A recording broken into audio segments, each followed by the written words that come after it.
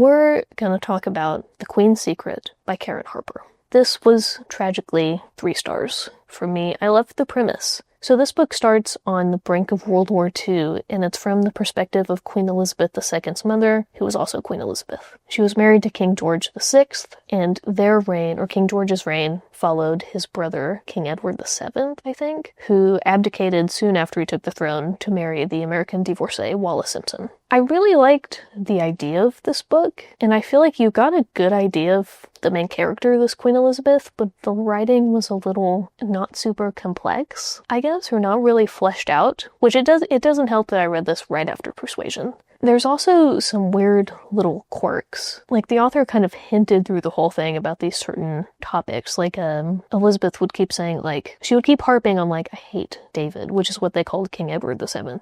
His family name was David. She's like, and I hate David and Wallis and what they did was so awful, and what David did was so awful. And then it just said that about 75 times until you got to the last few chapters and you actually found out what David did. It was starting to drive me a little crazy how much they would talk about, like, these things that happened, or like this thing that happened, but then not allude to it until the final act of the book.